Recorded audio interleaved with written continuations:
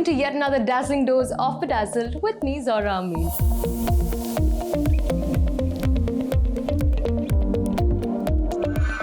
Dubai is back to doing what it does best, playing host to some of the best events in the world, whether it's entertainment, sports, or any other festivities. But beginning all and more of that with the opening ceremony of the biggest event in the world. I've watched it several times, but I still can't seem to get enough.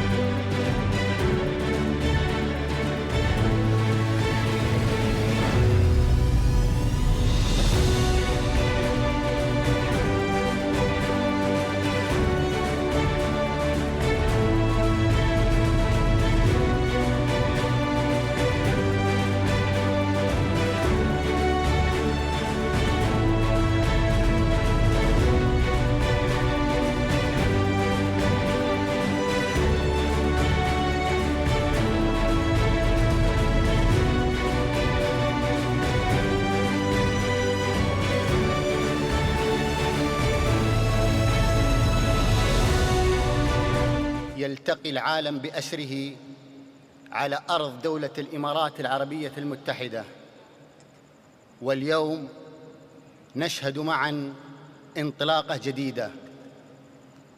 نفتتح على بركة الله إكسبو 2020 دبي، والله ولي التوفيق.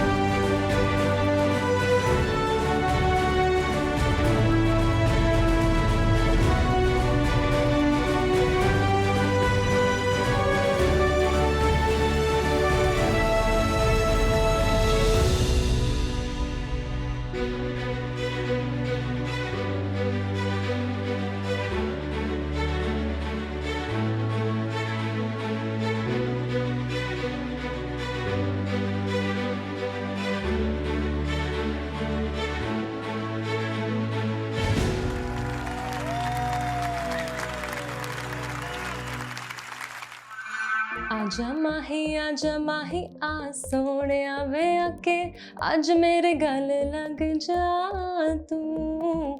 If you're wondering why I'm humming the song all of a sudden, you would have guessed it by now. We have with us today on Bazzled the man behind the magic, Manj Music, who's made so many wonderful songs like Aloo Chaat, Aja Mahi, Sing is King, and is now in Dubai to promote his latest single, Kangna.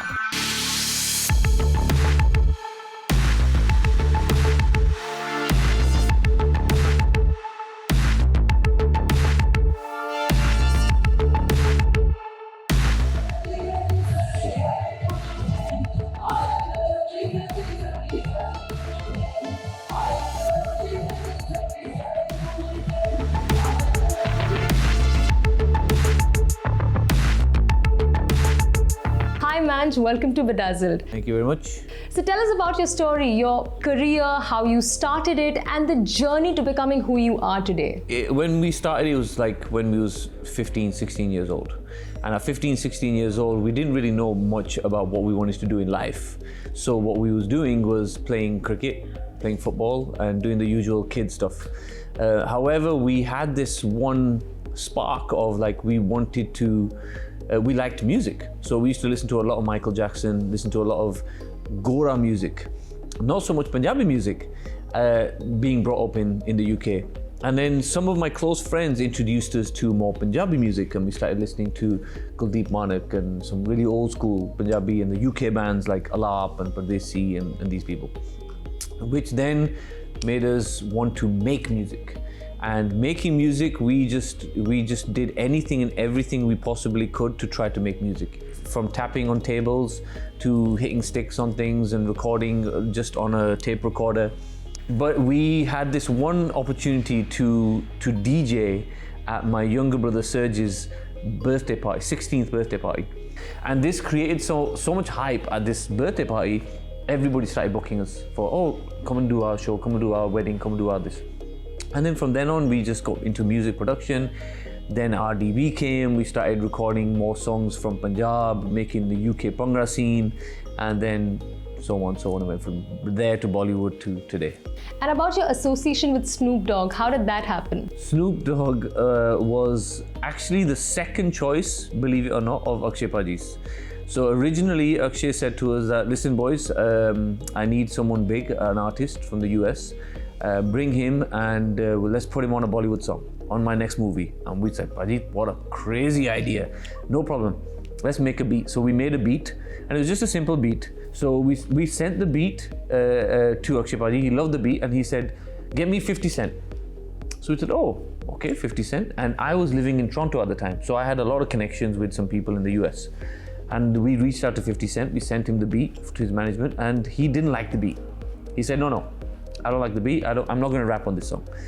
So we went back and said to Akshay Paji, sorry Paji, but 50 Cent doesn't like the beat. And he's like, well, I like the beat. I was like, okay, let's see who else would match. Then we thought, why not Snoop? Snoop was really big back then. So he said, Snoop Dogg. Yeah, take it, Snoop Dogg kar do. So we contacted Snoop and he loved the beat. And instantly, he goes, I'm gonna jump on the song. What's the song about? He really got emotionally involved in the song. Like he wanted to know what's it about. Sing is king, okay, turbans, this, that, blah. I'll talk about Bombay, I'll talk about this, I'll talk about that. And he rapped it. When we sent it to Akshay Paji, he was blown away. And he's like, okay, I need to rap on this. So then, then Akshay rapped in Punjabi himself as well, and it became one of the biggest Sardar Sing is King hits ever. And what about Ushna Shah? How did you connect with her for this video? So Ushna, I go to Pakistan and to do a few shows here and there. And my friends of mine out in Lahore said, listen, you should get a Pakistani actress. And I was like, I don't know if I can work with Pakistani actresses. I don't really know them. Maybe their mentality is a little bit different. I don't know. And he goes, try this girl. Her name's Ushna Shah, but she's Canadian. She's from Canada. And I was like, oh, okay. I've actually been fortunate enough to have done them for some great artists in the beginning of my career. I was also an Indian artist. And then later on, I did one for Josh, and that was about 7 years ago. And now I'm doing one for Manj, and I'm very lucky because, of course, I've been listening to, I don't want him to feel old, but I've been listening to Manj since, we all have since we were, so we've grown up to that music, and it's just an honor. And we met in Karachi, and that was it. She's very bubbly, she's very open, she's very loud, and she's Canadian, so we kind of got on a good foot. So I said, you know what, Chalo, let's do this. Let's do the music video and let's have you feature in the video. And we shot the video in Dubai and Lahore, and that was it. And then we thought, okay, let's put this out and release this out on which label? On our own label. And that's where Ashwin Bhai came in, and me and Ashwin collectively connected through a friend of ours, Karan. Same wavelength and same motto of developing a brand which can promote music from various streams, getting east to west, collaborating together, getting artists together, making new talent develop. So that actually the common motto and the common goal led to the development of music on global. And I could see Ashwin was already doing many big things here in Dubai. So I was like, okay, maybe if the synergy is right when I meet him, maybe this might be an opportunity for both of us to grow something new. And it worked out amazing. And touch wood, hopefully it'll carry on. So your song is called Kangna. Yeah.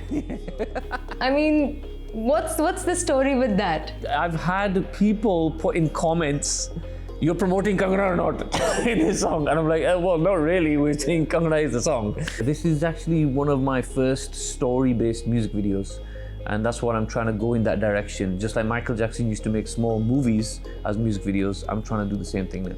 We shot at some beautiful locations in Dubai, and the whole team worked so hard. It was such a a good experience shooting a story-based music video rather than just a hoo ha ha, let's do this music video. So I think that's about it, but of course we're not going to let you go without a song, so you have to do us the honor. I'll sing one of my first songs I ever sang in my life, which was Aaja Mahi.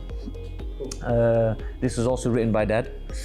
हो आजा माही आ सोनिया वे आके अज मेरे गल लग जा तू आजा माही आ सोनिया आके अज गल लग जा तू आजा माही. Thank you so much for being on Bazzled, Manj. It was a pleasure having you with us. Thank you very much. It's time to take a quick break now, but coming up next is Trendin' with some Diwali inspirations for you, so stay with us.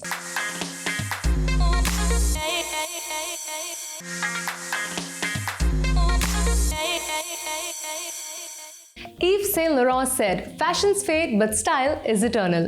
Allow me to take you through some exquisite styles that I've put together for the upcoming Diwali festivities for you to take inspirations from by yours truly.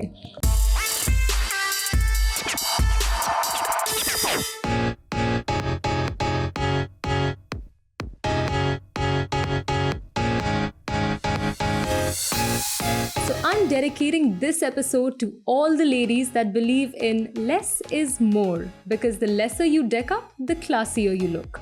As you can see, I'm wearing an all black formal outfit, bell-bottom trousers, hair और एक blazer. But to add that ethnic touch, I've only styled it with a bottle green Banarsi dupatta. एकदम साड़ी के style में पहना है उसको. I've tucked it from one corner and draped it over my shoulder. But to put on a statement kundan choker will complete your minimalistic look.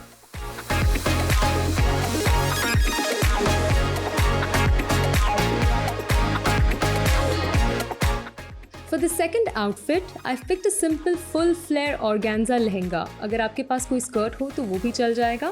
And I've paired it with a black layered shirt. I've always mentioned any neutral colors will work, whether it's black, white or nude. A metallic silver neck piece around the collar can add the much needed sparkle that you need, and you can sum up your look with loose beach curls.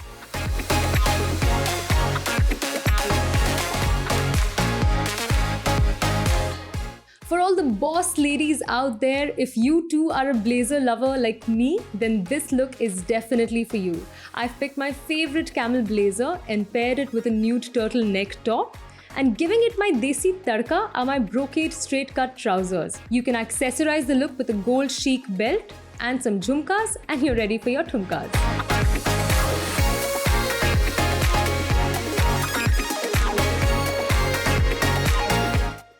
If you know me enough, you would know that my grand finale look has to be the extravagant one.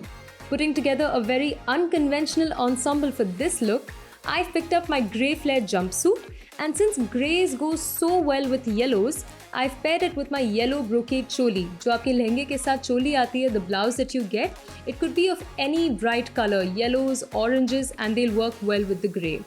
You can add a gold belt to complete the look, और बस दुपट्टा उठाओ और गाओ Who's the hottest girl in the world? My desi girl, my desi girl. Happy Diwali, ladies!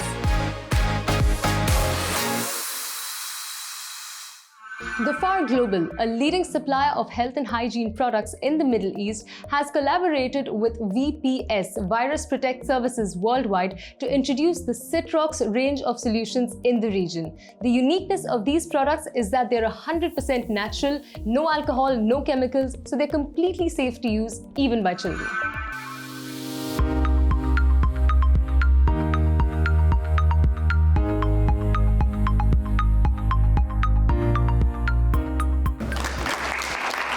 We are celebrating the launch of the first and only fully organic, eco-friendly product that would protect against all kinds of bacteria and viruses, including the coronavirus, the COVID-19. We as an organization, Gafar Global and VPS, have joined hands together to make sure that we achieve our dream.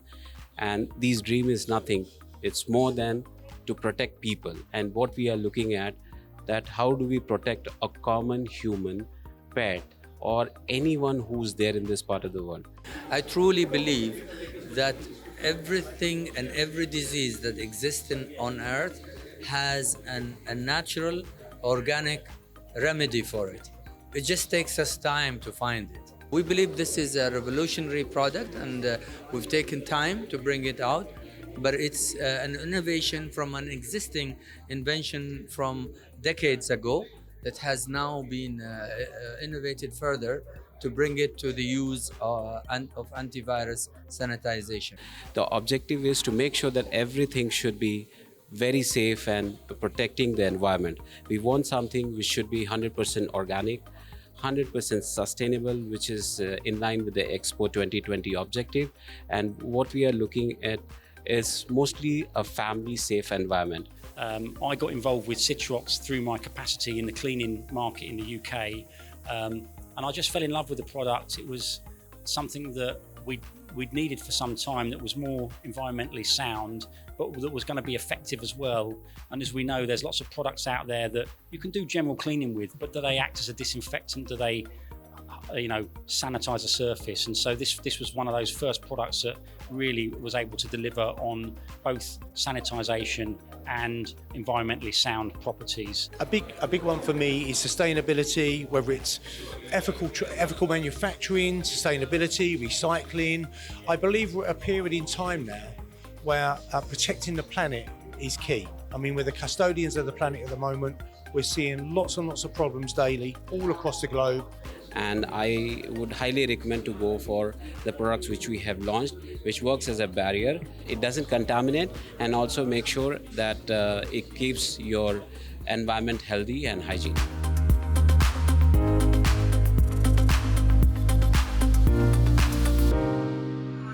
It's time for another quick break, but we'll be back soon, so stay with us.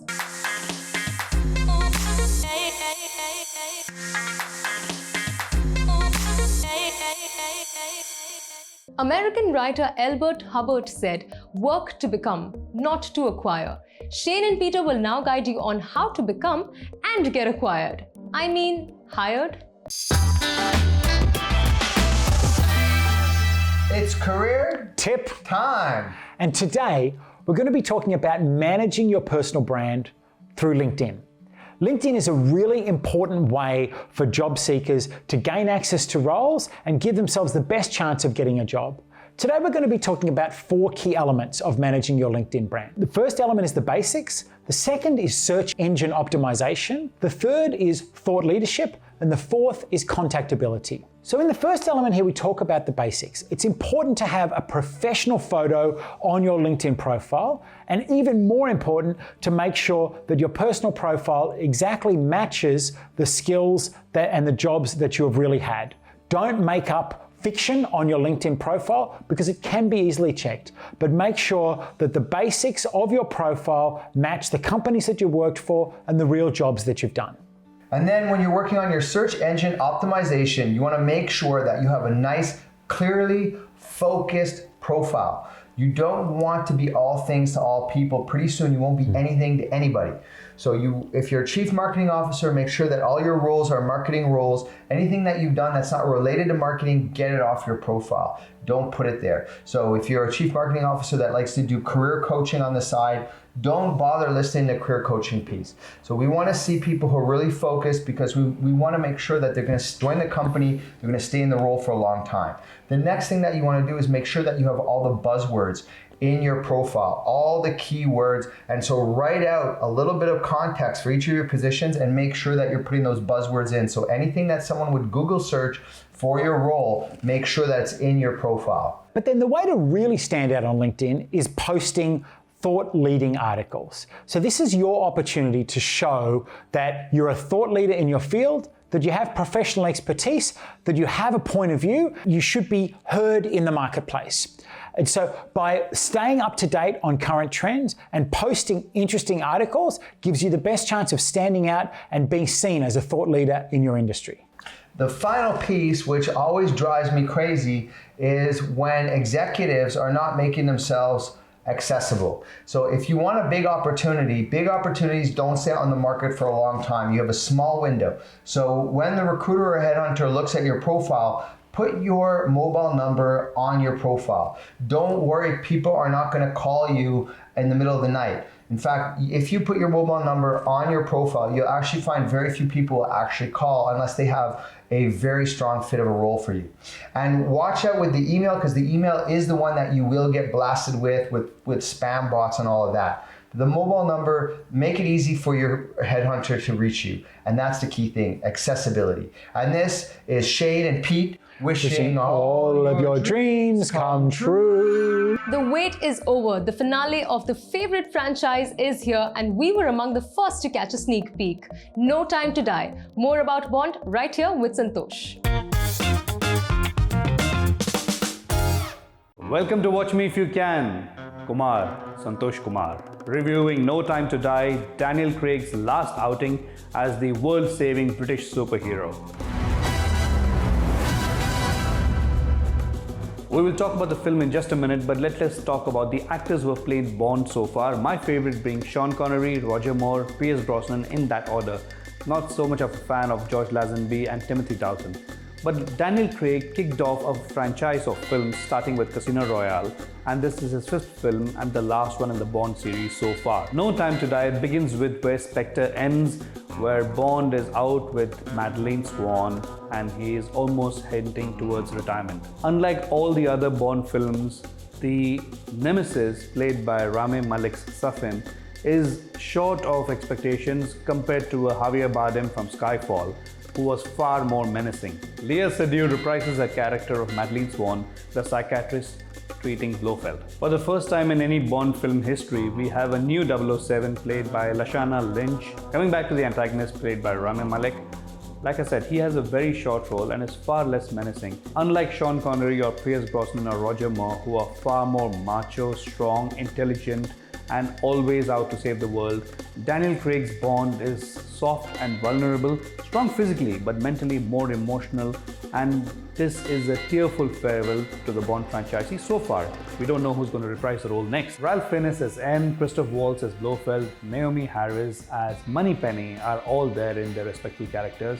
My grouse is with Ben Whishaw's role of Q. I am sure we all miss Dennis Llewellyn's portrayal of Q, who was far more petrified of Bond destroying all his creative gadgets. Just like the other Bond films and the Daniel Craig versions of Bond, the action is absolutely fantastic. It starts off with an action, there's a lot of action scenes and gunfights, and throw in a lot of extra characters. But towards the end it becomes slow, just like Skyfall, which is one of the slowest Bond films I've ever seen. I personally hated Spectre, but this one is still a worth watch, simply because it's the last. For all Bond fans, this one is not to be missed, but for all the others, watch Mission Impossible instead.